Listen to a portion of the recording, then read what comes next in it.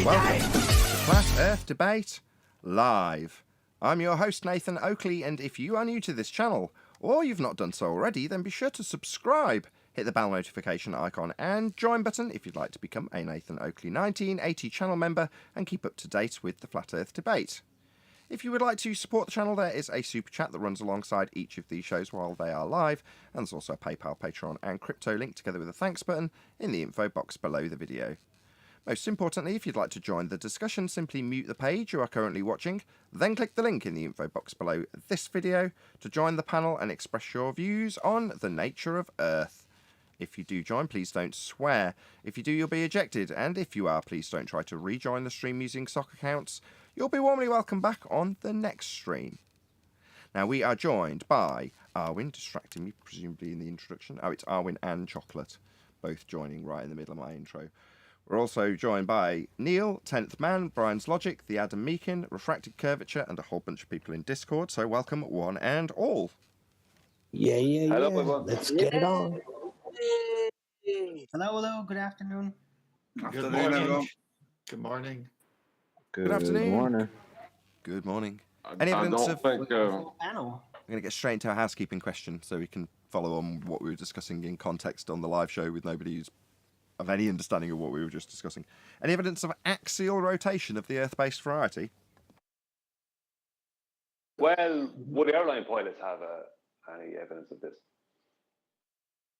If there was the globe claim of Coriolis deflection at 15 degrees an hour, that would be Earth's observing things seem to drift because we're turning beneath them. Then there would be no effect in a plane to account for other than their destination, if travelling west, arriving to them much sooner. But in terms of what they'd actually account for, there's nothing to account for. They just travel in a straight path. The ground is separate from what they are doing, turning beneath them if the globe claim of Coriolis effect is true. Turning beneath them so we can look up and go, oh, look, that plane looks like it's curving. And the guy next to you says, it's not really. The plane's travelling straight, but because Earth is turning beneath the plane, it seems to curve. That's Coriolis effect. Now, if that were true, and it's claimed to be true, then Earth's turning underneath aeroplanes, shortening their flight times. Well, they take the word drift and apply it to Coriolis drift rather than winds. Winds have nothing to do with Coriolis deflection. Again, Coriolis deflection is a not actual deflection. That means an apparent curved path that you observe as you turn beneath things. So for winds to be associated with Coriolis effect, they can only be associated if you're in them, turning, seeing things seem to take a curved path while you rotate in a wind. So no, the assertion that winds have anything to do with Earth-based Coriolis effect, the illusion observed as you turn beneath things, is preposterous and wrong. You know, you're So when giving... hang on, John, let me finish this one out, if I may.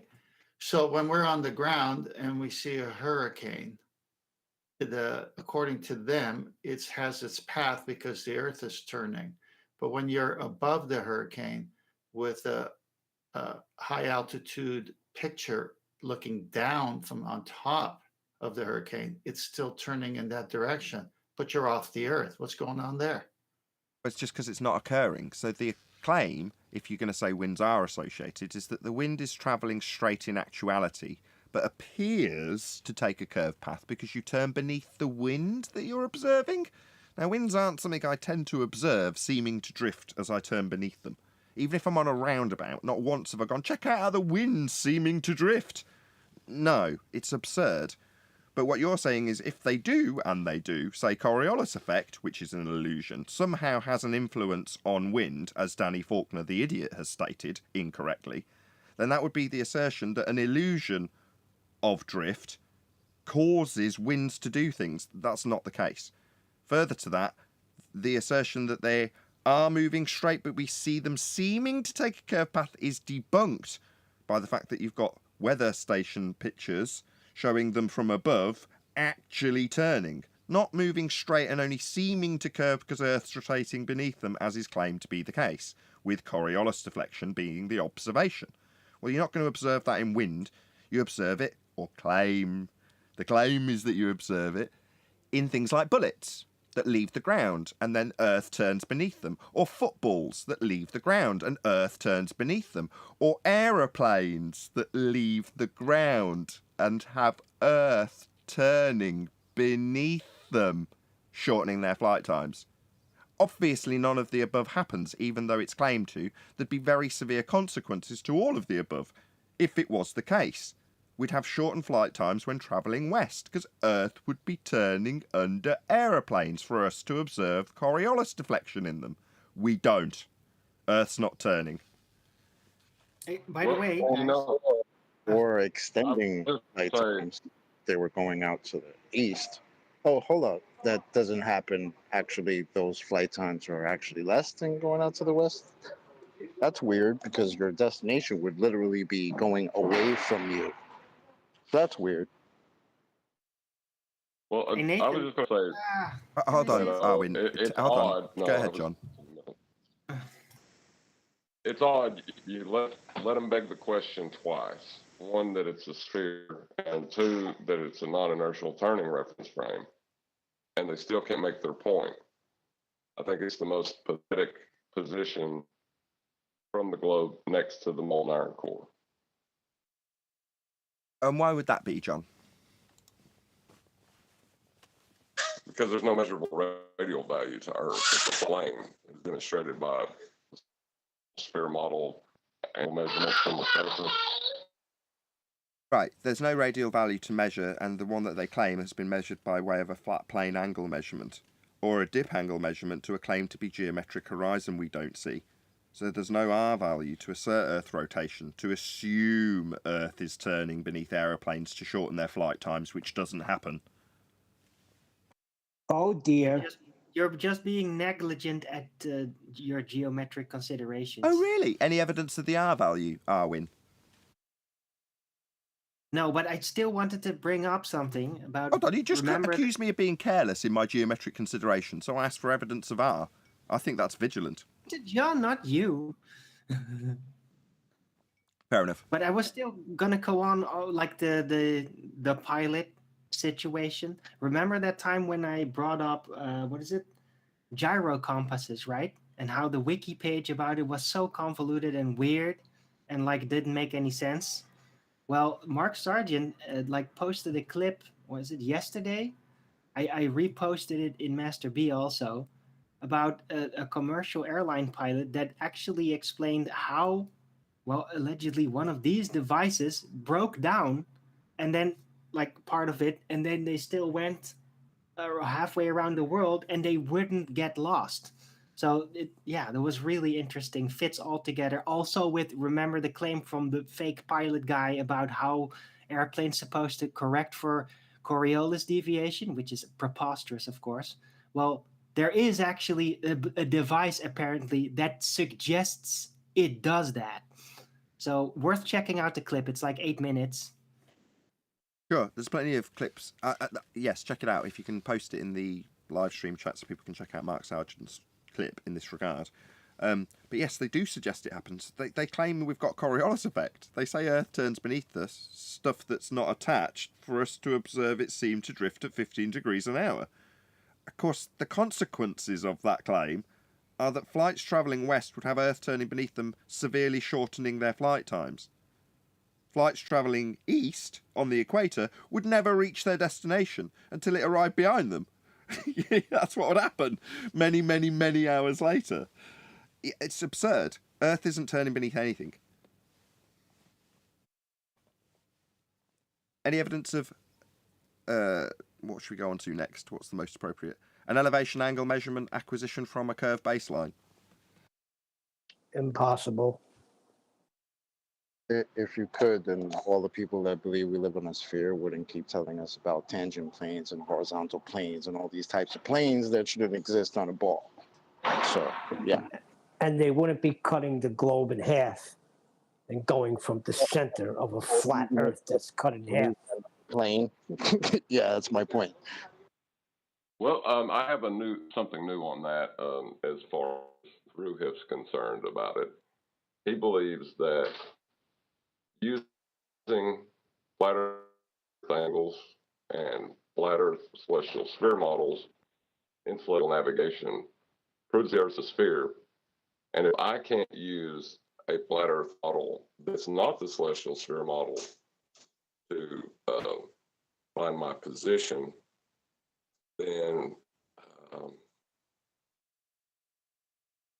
it's a sphere, which it's the most insane position, but that's how he's trying to frame it. In that, if he can answer the question using a flat Earth model, it's a sphere. Quite like the celestial sphere model that was used to match up the angles that you took off a flat plane and could only be acquired from a flat plane. Yeah, it is. It's absolutely absurd. I just released a new shorts video in this regard, as we've just asked the question, so I may as well play it through. So that this goes against your sphere belief when you've already defined what it is and what it's used for. No, it doesn't make any assumptions about the surface. I'm not sure where you're getting this from. It's utilising the flat surface and you're drawing a parallel line out to that flat surface. Ipso facto, it is functionally flat. Yeah, every plane you establish is going to be flat. That's a geometric fact. Ipso facto, we are just factually navigating on a plane then.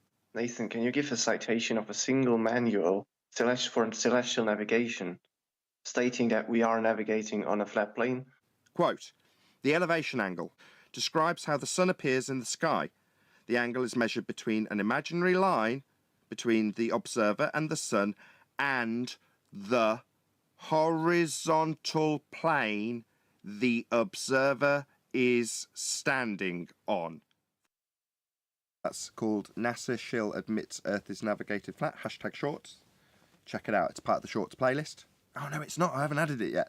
I will add it to the shorts playlist, which definitely check out. It's got lots of little 60-second videos like that with concise debunkings of their assertions. Or in this instance, a nice concise mission that we're measuring and navigating on a flat plane by NASA Shill.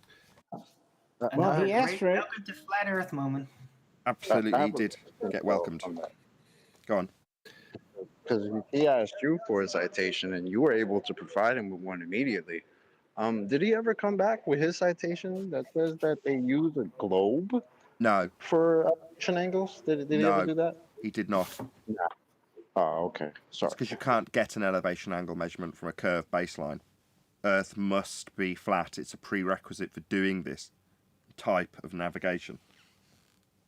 To Chocolate's point, I'll go after John. Go, John. That's confusing from and to an angle from a curved baseline and an angle to a curved surface. Well, you don't have the angle to a curved surface anymore after you claim refraction. So that one goes out the window too. So you don't have an angle to a curved surface and you can't get an angle from a curved baseline. Right. Is Refraction. John breaking up or is it my end? No, it's John. But we can make out 80-90% of what he's saying, which is fine. That's right. Their equivocation or their misapprehension that they can still utilise a straight line to the physical geometric sphere edge horizon formerly known as Earth curve. We debunked it in 2020 with the Black Swan. Is there any new evidence of a physical geometric sphere edge horizon? Is it no Atmo Day? Where's Earth curve? That's a housekeeping question, by the way. In celestial navigation, and we've cited it already many times, the two imaginary planes is the rational horizon, which is the equatorial plane, the Earth cut in half, and the sensible horizon, an imaginary plane extending from the eye of the observer in a horizontal fashion all the way to the celestial sphere. Well, basically no distance or to infinity, as they say. That's supposed to match that same imaginary plane if you were to cut a circle in half. So they stack up one above each other with a protractor in between because you just cut a circle in half. Now, they are saying that they're imaginary. If we live on the globe, why are they imaginary? Well, because on the globe you have a curved surface. And you can't get an angle from a curved surface. So they have to resort back to reality and get the angle from the Earth's surface, which is not curved. And you see how convoluted it is. Absolutely. Shout out to Godzilla. He says, I heard Chocolate saying Arwen is the 10th man. Neil Adam looked confused, but I just sighed and said, Oakley dokley. Okay, thank you for the super chat. Really appreciate the support, Godzilla. Thank you. Any evidence of the distance to the sun? Pie? Any evidence of the distance to the sun? Well, there's an angular size which is impossible on a globe. So we have an angular size to work off of. Now we can back calculate the sun to be any size or distance we want off that angular size. But the only measurement of the sun we have is that angular size. We have no measurement to the sun, just an angular size of the sun, no measurement of the actual size of the sun. So no, we have no idea how far the sun is. All we do know is that the sun cannot have an angular size on a globe because perspective and angles don't exist on a globe Earth, as per the globe mathematics.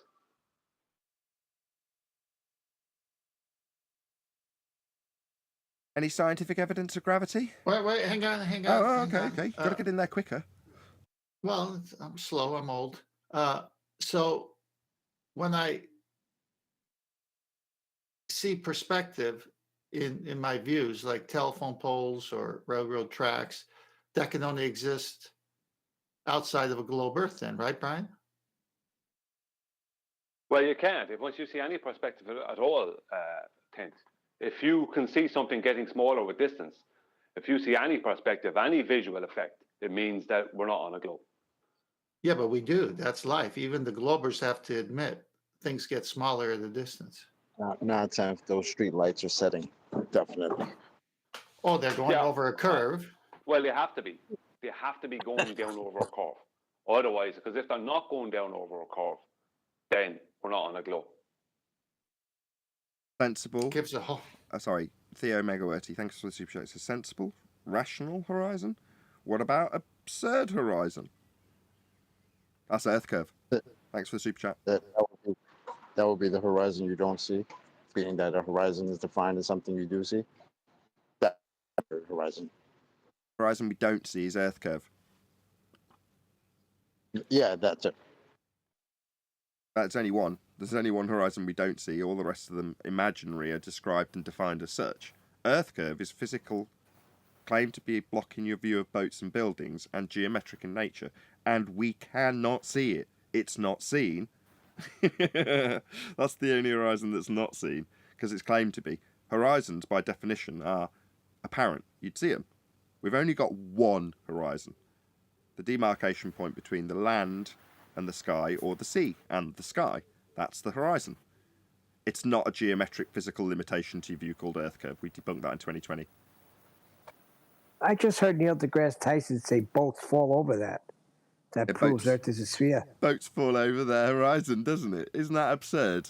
Isn't it just ironic that when we're this far into the discussion, we finally realise that we were asked to prove or justify how boats were falling over a pizza pie in a sky vacuum, a la the Flat Earth Society model with a boat falling over a disc in space.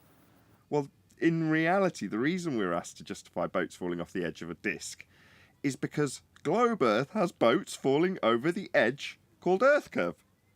And then you qualify with maths how much it's fallen over it. So you have boats falling over the horizon, very literally and physically. Yeah, of course we debunked it and now we're told we don't see Earth curve. It's never going to be seen. Only anti-flat earthers are saying that.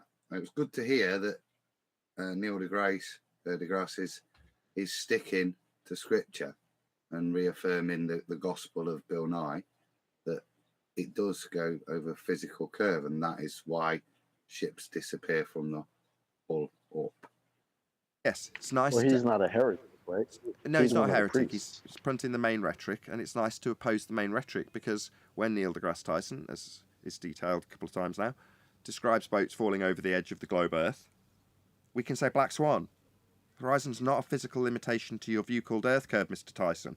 If the Earth was a sphere with a radius of 3959, then every distance to that physical geometric limitation called Earth curve could be no more than 1.2 times the square root of the observer's height in feet, as per your globe Earth mathematics that claim it's a physical hill in the way.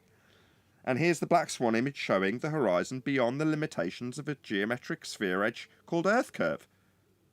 Bye-bye Earth curve. Bye-bye sphere Earth. Bye-bye Earth curve radius. Bye-bye globe. And bye Neil deGrasse Tyson, who seems to be stuck under the bus that he's been thrown under since this discussion came upon us. I don't know that he Poor has. guy. You got a late chocolate. Well, in the pre-show we were talking about whether or not the people who oppose us, anti-flat earthers, appreciate that they're in the same pond as us. And like several years ago when we were going, oh no, that's a difficult question to get around, this observation does match the begging the question, proof of nothing perspective, hijacking Earth curve calculator. What is a flat earther to do? Stress and sleepless nights. Well, now we've got nice examples posted to me personally, completely reactive. I can talk about Wolfie and his pain that he's having to share about the Coriolis deflection that he can't account for in his plane and claims that he can. And now he's stressed about it. And contacting me via PayPal or Patreon or whatever it is he's given me money via after I handed his ass to him with his misapprehensions about illusions being accounted for in planes. Well, they're going through that stress now, aren't they, Chocolate? Yeah, it's so stressful. He talks about a nice raise he got, then he shares it with you. That's cute. Yeah. But my point is that he doesn't appreciate that he's in the same pond as us. Yeah? Oh, wow, I just got $100 super chat from James Williams. Thank you so much. Really appreciate the support. Shout out to James. Wolfie doesn't appreciate that he's in the same pond as us. He's just as dangerous as us because he doesn't agree with the globe rhetoric. Yeah? He doesn't agree. He's a heretic. He's not claiming Earth turns underneath the plane for us to see it seem to drift, aka Coriolis effect. He's saying the plane accounts for it. So there won't be any to see, even though it's an illusion only observed from the ground. He's got misapprehensions about what the globe claims in the first instance, and he's going against it with his own narrative. Well, that's cognitively painful, and he's sharing that with us, and that's nice of him. Thank you, Wolfie. I've been there. I understand. Arguably, he's actually more dangerous than us because he's not being censored too much. Yeah. Well, no. That's an illusion also. While we might have thought we were reaching the world because we reached the top of the list if you typed in Flat Earth on YouTube, does that mean that we were reaching the world? No. A little bit of love bombing from YouTube doesn't mean we're reaching the world.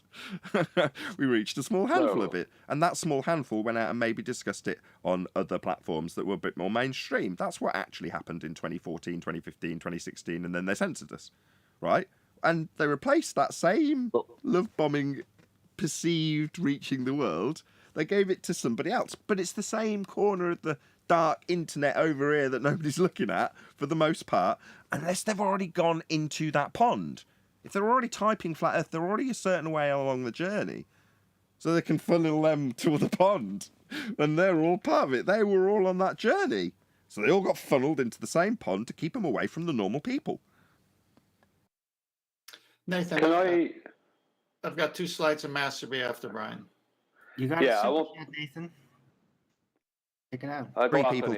Hold on. I had Brian first. Got 3 people talking at me. I just want to shout out Godzilla before we figure out who's going to be talking next. Shout out to Godzilla, who shouts out James. Support what you like to a whole new level. Yeah, man. $100 is a big amount of money. Thank you very much. And thank you, Godzilla. Even 100 Canadian dollars. 100 Canadian dollars. I take it all back, James. No money. Still 64. It's a lot of money. Thank you. Anyway, let's not dwell on this. Brian had a point to make. Yeah, I won't be too long. I know John wants to go. Can I read? Sasha, you can after Brian. Go ahead. I know Arwen's got something to get in as well, Sasha, but you're in the queue. No, I don't. Yeah. Go ahead. Yesterday. Arwen just wants to interrupt everything and make it inaudible. No, I just wanted to interrupt so you could shout out the super chats. Oh, right. You were aware. I can see it all. I've got a 1440p monitor now rather than a 1080p one, and I can fit the chat on it. I can fit everything. Let's get on with it. What's going on here? I know. Go on, Brian. Yeah. Yesterday, I got a notification from Mark Sargent, and I had seen, it was a video, he was uploading a video he had uploaded in the past. And supposedly a commercial pilot contacted him. Now, this is not going to matter too much, but it's interesting that it's out there. I forgot about this. This commercial pilot said he was flying a 6-hour flight, and there was a problem with a part on the internals of his ring laser gyroscope, right? And so what this part supposedly corrects for rotation, right? This was the claim. And the Coriolis effect and all this other rubbish that they think they're correcting for. But the pilot just flew normal for the 6 hours, and there was no difference. He didn't have to correct for anything. He didn't have to do anything, and his co-pilot didn't have to do anything. And they just got to their destination. Actually, and he went to find out. Before you expand on that, we have actually covered it already. Owen covered it earlier. But yes, we've also. Oh, did he? Owen already spoke about this yes. Mark Sargent video, did he? Yeah, literally right at the beginning of the show. Sorry, I was away. No, it's fine. Okay, it's right. No, having it reiterated and re-stressed is useful. You know, especially as we've got. Although it's from yesterday's show, I'll change the thumbnail as I usually do when the show ends. But the thumbnail currently for this live show says "Share your pain, Wolfie" or something to that effect, and it's appropriate. Well, yeah, it's directly connected to him because what it was is this man contacted Honeywell, who make Honeywell make the ring laser gyros, and it turns out this part is provided to Honeywell by another company. The Honeywell don't open or mess with this part. When there's a problem, they just switch the part out, and the part is sent back. The broken part is sent back to this other company, and there is no proof that it does anything, because this pilot was saying he wasn't a flat earther. He said there's something wrong here. How could I be flying normal without this part and not have to correct for anything? And that was his point. So Wolfie and other people who are pilots who are claiming that the avionics of the plane corrects for the rotation of the Earth, right, which is complete nonsense. That claim is coming from a belief that this part is doing something. But there's no evidence this part is doing something, and this part is something that would be in planes only in recent times. When I say recent, within the past 20 years maybe or something. Where was it back 30, 40 years ago? It wasn't there. How did they fly back in World War II? You know, it's nonsense. But I just said I'd throw that in there. Well, if it's correcting for it, what it's supposed to be correcting for is the turn of the Earth underneath the aeroplane. Well, if you're travelling west, that shortens the flight time. So Charlotte, North Carolina to Los Angeles, 4.5 hour flight with Earth turning beneath at 15 degrees an hour would mean you'd only take an hour and a half to get there. That's what it's supposed to be correcting for. What does it do? Slow you right down so you arrive in the same time? It's absurd. I was just thinking the same thing. So how does it adjust if it's coming closer to you?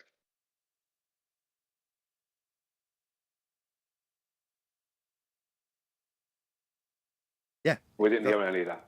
He was just confirming it. It's absurd. He said, how could it be adjusting it for you if what you're adjusting for is the ground coming, the thing you're travelling to coming to you? You know, there's no adjustment for that. When travelling west, the reason QE picked that example with Charlotte, North Carolina to Los Angeles is because it's basically a straight line on either model. So there's no drift up and down or anything else. You've just got LA coming towards you about 800 miles an hour. So what does that mean? Well, it means that you're going to have a massively reduced flight time.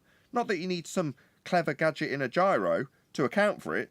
It just means the flight time gets shorter because Earth's claimed to turn underneath at 15 degrees an hour. It's just that simple.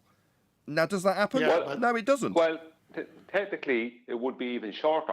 And the reason I say that is the plane's flight from North Carolina to Los Angeles is a straight line.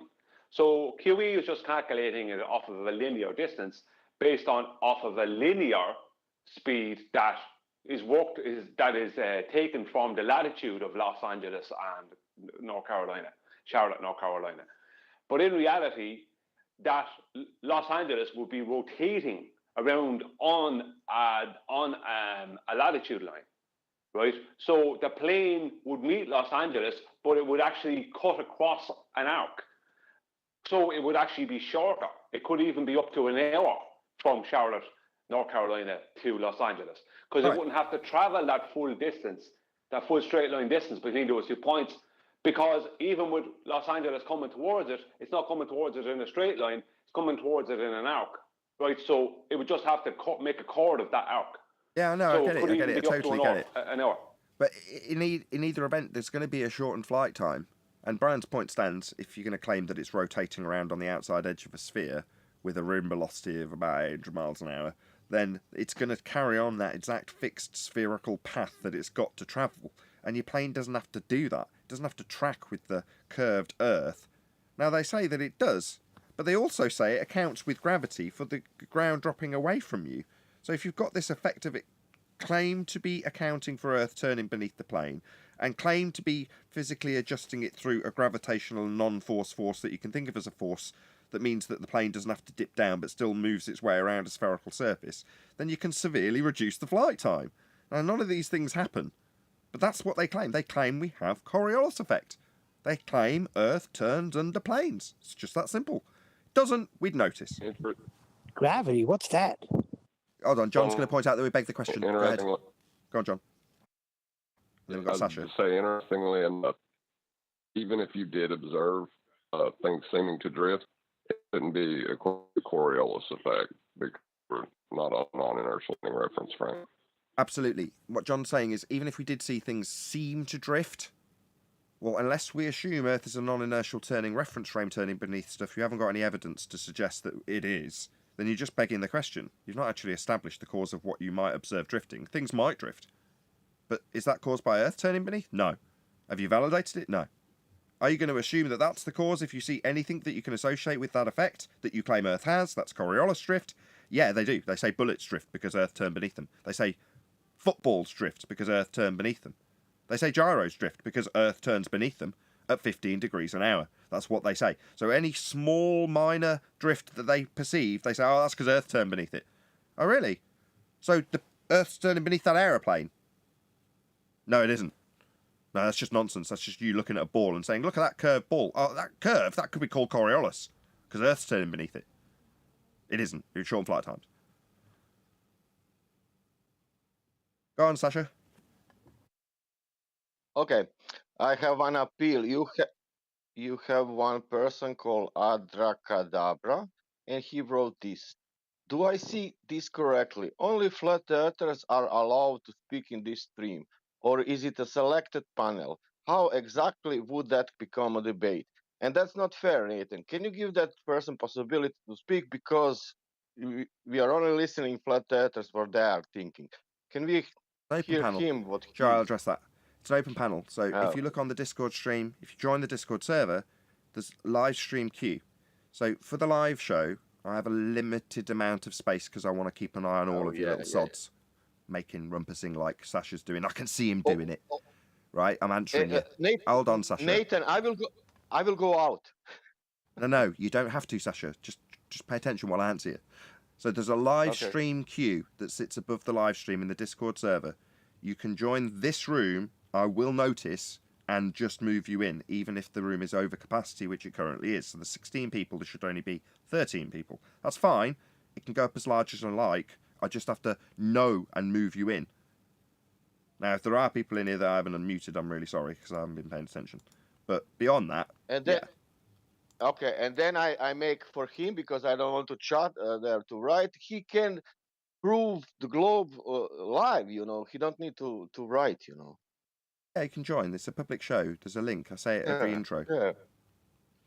I don't specifically make it clear that you can join the live stream queue if the room's full, but that's a bit of a mouthful to get through in about 35 seconds. So, yeah, there's a live stream queue.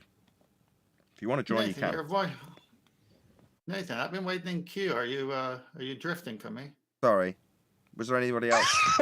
Was there anybody else that I can insert before 10th man just to take the piss?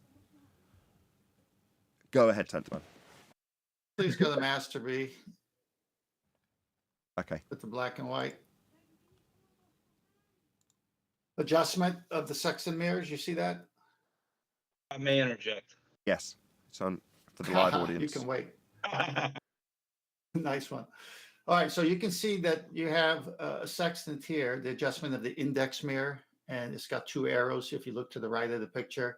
You can see the direct and reflected arcs are not aligned. The mirror is not 90 degrees off the frame and needs to be adjusted.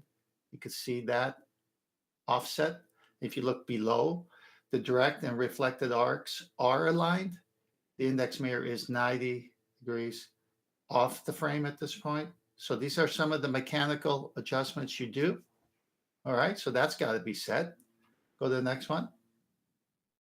The next one shows the horizon mirror. First one was the index mirror. Same thing. So you sight the horizon and it's not set properly. So you got to adjust it. So horizon mirror needs to be adjusted for altitude error with the top screw. Figure 223, horizon mirror adjusted for altitude error, and you see a nice level horizon. Go below. The horizon mirror needs to be adjusted for side error with the side screw, and then you see it adjusted. Now, why is this important? The section measures the altitude or vertical angle to celestial body using the horizon as the baseline for calculating positions. That's why it's important. Go to the last slide. After all that, do you expect it to work on this picture?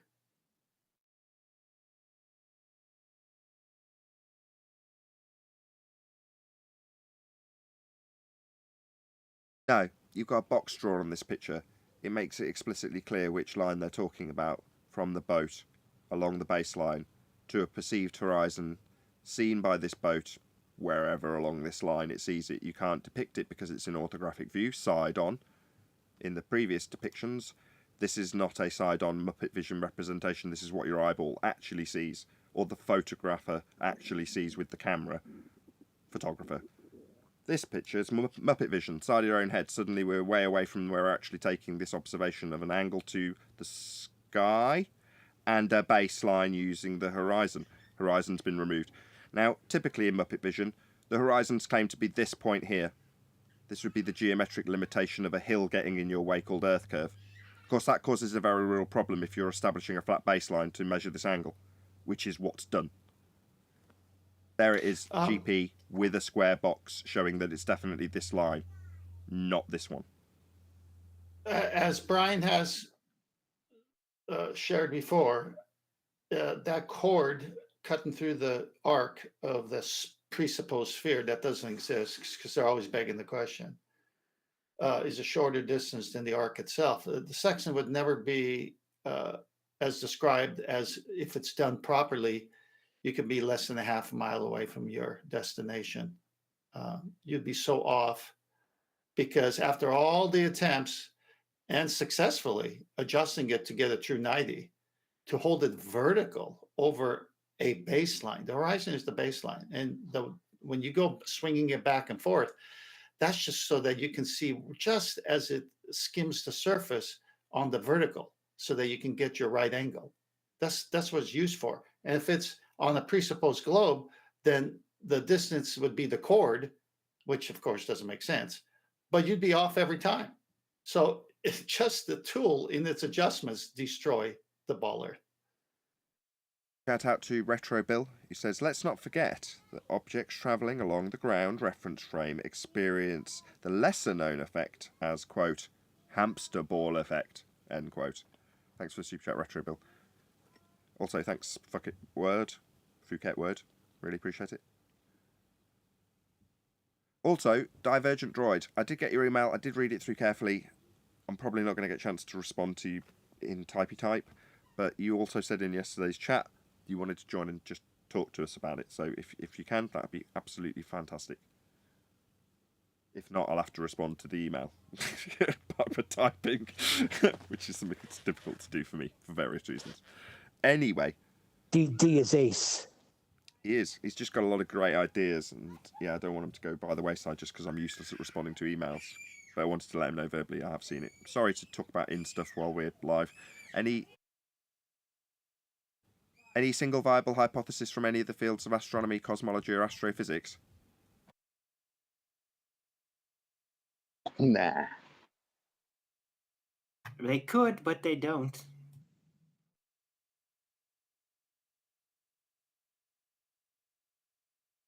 If they could, they would, but they can't, so they would. Arwin said they could. Could they? Potentially, you can't really exclude, right? They might What would figure out be their independent variable? something about the celestial lights. That's the phenomenon. But That's that- dependent. An effect within. I don't know. I'm not Yeah, but saying see, it's like, that's what we man, need. I why don't don't know. they just do it? It was all there all No. along. All these It's a throwaway hypotheses comment they that he just didn't expect to be grasp. quizzed on. No, I don't know. Okay, that's I all we don't need. have- I don't Well, know. if We can you move don't know on. them, why are you saying that you do? Yeah, Arwin. Get him, Brian. Get him. I said that they could. Very likely they That's could. a positive They just statement, never though. do. That's a positive statement. I mean, your question about you said, I don't know. That means that your statement holds no weight.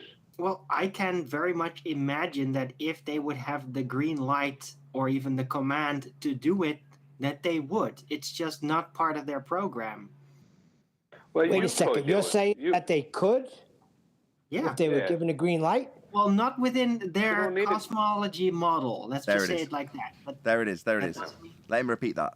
That's the only worthwhile thing he said so they far. can't do it within their cosmology model because it's all fictional and unproven. So that can't work. Right. But So they with Let's do it anyway. concerning the celestial light, which Let's is just- really their field, right?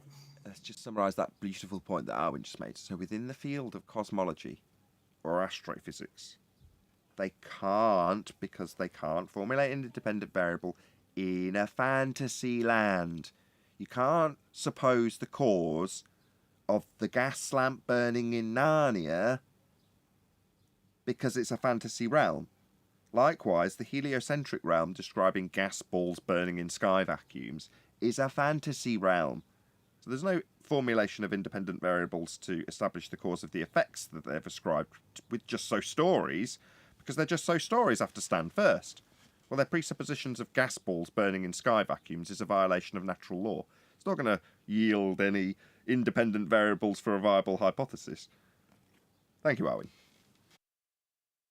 You're welcome. And you made a good point, actually, because, yeah, now I realize that it's like I'm almost straw manning the housekeeping question when I say that, because I'm saying, like, no, these people could do a valid hypothesis. It's just that their field, which is kind of the thing you're naming, within that field, they can't. So I basically shouldn't say they could anymore, because you are specifying the field, and within that field they could not.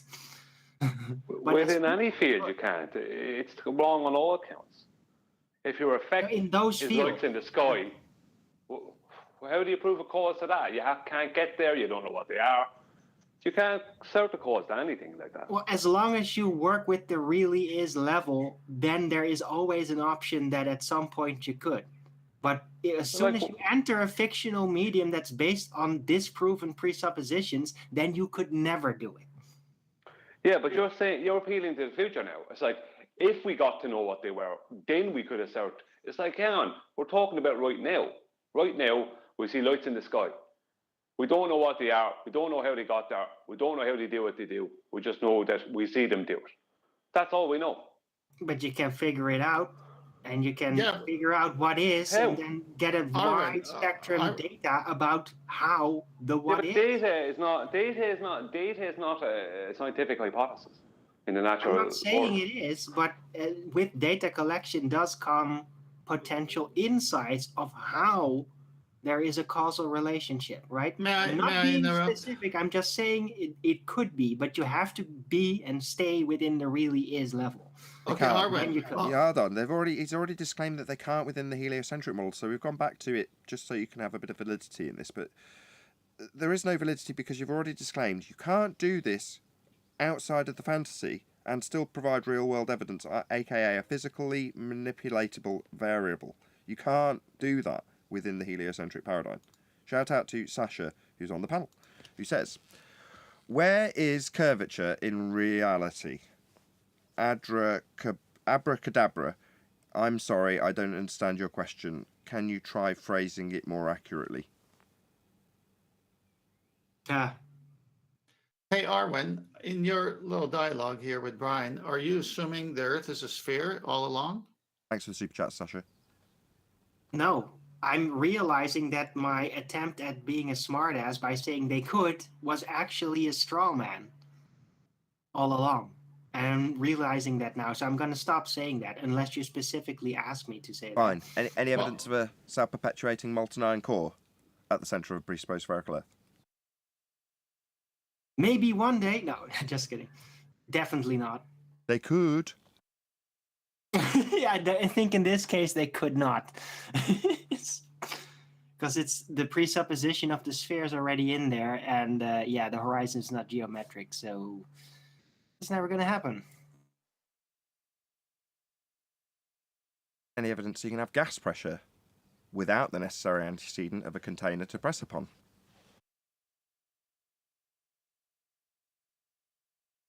Well, maybe one day. No. That's back to your hypothesis, though. When you say that they might be able to, I know you've already disclaimed it, and thank you for doing so. You're a lot more conciliatory these days, Arwen. It's nice, I've got to be honest. Anyway, have you considered what their phenomena is when they describe it in the heliocentric model? I mean, stars. Because they're burning balls of gas in a vacuum, aren't they? Well, that's technically not their phenomenon, but that is what they claim the phenomenon is. And thereby they don't even understand the true nature of the word phenomenon within the context of physics. They've already decided what it is. You know, Exactly, there's that's not a what phenomenon, appears to man. us as a light in the sky at night time. Well, they've got a little story that goes along with it that violates natural law. Right, and thereby they bypass even what phenomenon is within the context of physics, because a phenomenon is a perceivable thing. Like, it is the perception that is the phenomenon, not an entire model that you think it is, you see? Shout out to Godzilla37. He says the last super chat was not from Sasha. Unitox Femu is Sasha. But thanks for the super chat, Godzilla. I think that's it. Have we covered all the housekeeping questions? I believe so. R? Yeah, we covered R. Okay. Point out though that a thing is not a phenomenon. Something happening is a phenomenon. Yeah. The light appearing in the sky at night time, that would be a phenomena. A Right. star. So phenomena is not going to be something that you're not actually perceiving, but that you just assume about something that you're perceiving. See? No, that's their explanation for what it is. And what is questions, as opposed to how why questions are outside the scientific method also. But my point was that you've got a just so story about what it is that has to fit within their cause and effect relationship that they'll try and establish. But there's no necessity to establish any cause and effect relationship because their what is story encompasses the cause and effect. What is a star in the heliocentric model? Well, it's a burning ball of gas in a sky vacuum. Okay, well, that automatically explains, with a spherical Earth turning presupposition also, what it is and what it does and why it does it. Now, what is actually apparent? Little twinkly lights appear at night. That's what we've got. Now, there's no just so story that needs to be slapped on alongside that to describe that as being a dependent variable. It is. But have we established the cause of that independent variable with an independent variable? No, we have not. And we may never do that. But they've already got all the answers, haven't they, within a just so story? Well, when they describe the stars appearing at night, they don't describe it that way. Godzilla says, Say I chat Earth corrected. turn. Like I stand corrected. Thanks for the further super chat. Sorry, John. Say that they don't describe it as the stars appearing at night. They describe it as the Earth turning, so that the sun goes behind the horizon, and then we're able to see the stars. Correct. So, yes, their description of what the stars are, alongside a presupposition of a turning Earth, gives them a physical geometric sphere-edge horizon called Earth curve at the horizon, to block the view of the stars as the Earth is presumed to rotate beneath them. That's Coriolis effect.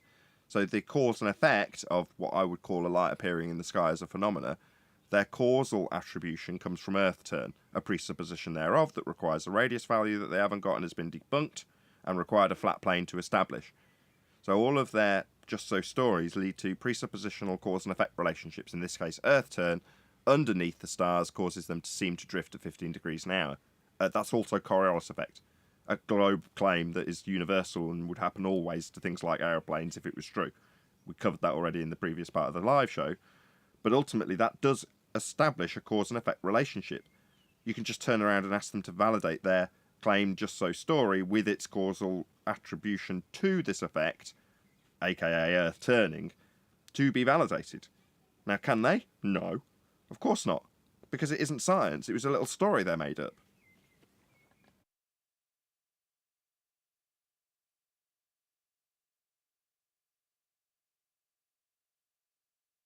Well said. Got a few more videos coming out, as I said yesterday, and one came out today, which has been promoted already, I believe, but NASA shill admits Earth is navigated flat. Hashtag shorts. Played it right at the beginning of the live show. But if you're just joining us, there's over 100 people watching, so big shout out to all the people who are watching live. Thank you very much for joining us. Please share the show if you've not done so already. There's a good chance that the people who have joined us, the over 100 people watching live right now, are only here because people have shared the show. So it's become more and more abundantly clear that this show isn't even reaching the subscribers of the channel at the moment for whatever reason. I don't know. Lots of screwery going around, getting 1,000 likes and then getting people kicked off from the premiering streams and the bit rate or bandwidth being limited, all kinds of stupid nonsense that I'm having to endure. And it just makes me want to shout out all the people I get support from, like today. Yes, this show's not going to do huge numbers because it's not being shared with anybody. But there's still 100 people here, and then I know exactly why that is. So thank you very much to all of you who smashed the share button today. Really, really, really appreciate it. We have still got 5 minutes left on this live show, by the way. So what do you expect? Can I just... Hang on real quick. What do you expect an act of Congress and archaic labeling under your show to result into? What do you expect? That's just part of it, isn't it? The tramp stamp is just part of it for if any cursory people accidentally stumble across the video, or in the case of it being shared with them, they can't control that, but they can still put a tramp stamp on the video for when they arrive here, so they get an immediate first impression of what they're going to be presented with. That's what that's for. Very powerful too. Could I just make a correction there? And I don't want to be too asinine about it, but it's important. You said the globe doesn't have a radius value. That's not correct. They do have a radius value, but they don't have a radius measurement. And their value comes from flat Earth elevation angles to Polaris. Good correction. Which is an angular method. Yeah, very good correction. So what Brian's saying is to assert that they don't have any radius value would be to assert that you can't just look at what's the radius value of Earth. You can. They haven't got a radius measurement. You can't measure Earth's radius because it doesn't have one. No, it's a direct back calculation of angular measurements. And angular measurements are measurements of perspective, and perspective only does not exist on a globe Earth. All the maths for a globe Earth or orthographic maths that hijack perspective. What the globe's radius value is a back calculation of is flat Earth elevation angles to Polaris. That's what it is. I have shown these maths. I spoke about them. They're all there, and I have it down to the decimal places. That's how precise I am. That's where their globe radius value comes from. There is no measurement. Even though they're just, like you said, back calculations of flat Earth elevation angles, are they accurate back calculations of flat Earth elevation angles? Like, do we actually have a geometric horizon at 1.2 miles away off a 1 foot observer height? No. Does that happen? No. So even they're yeah, go ahead. No, their geometric horizon is a mathematical horizon that's more back calculation from the radius value that they back calculated from flat Earth elevation angles to Polaris. The same is true for their drop rate, their 8 inches per mile squared. That's more back calculation from the back calculation, which is the radius value that came from flat Earth elevation angles to Polaris. So we got back calculations. Yeah, we've got back calculations. Polaris is a drop rate. It's an apparent angular drop rate, which is a perspective drop rate, right? They back calculated it all the way orthographically for it to be claimed to be an 8 inches per mile square drop rate for the observer. But that 8 inches per mile square drop rate is taking a geometric horizon into account. And so something that is only in the maths, admittedly. And how could it ever not be only in the maths? Because the whole thing is a back calculation. Shout out to Hillside, who says, good morning from Atlanta, Georgia. Good morning to you. Thanks for the super chat. Absolutely, Hey, Brian. good morning, They needed a flat Earth. You're in Georgia, aren't you, Chocolate? Yes, sir. Good morning, neighbor. Yeah, they needed a flat Earth. They took a flat Earth, they measured a flat Earth, and they invented a globe. Now, this is obviously how it's got to be. You know, it can't be any other way. Earth is flat. They have transposed that flat Earth measurement into a spherical belief system about the ground curving away from you and gravity being a force that you can't experience and isn't really a force and exists in pseudo-force space. As a result, you can have people antipodal from your position hanging off the bottom of a ball. It's all nonsense. But it all had to come from somewhere, and it came from measurements of a flat plane. Just on that, I missed most of yesterday's show, but 10th introduced the word offing. And there's a lot to come from it. But you know me, I like to go back and look at the meanings of words, and it's a now defunct word. We don't use it anymore. But if you look up the original meaning, it's where the phrase "in the offing" comes from. You know, there's certain things that are in the offing. It means they're going to appear soon, but just the straight noun of offing, the more distant part of the sea in view. But to me, it's a recognition that that line is the rest of the sea on the flat plane. It's still in view. It's there. It's in the offing. It's not resolvable yet. In the offing, as in the circle of confusion, in the horizon itself. Wow. Yeah. But that's nice. It still recognizes it as a flat plane, the more distant part of the sea in view. So it's not a curve that it's fell over.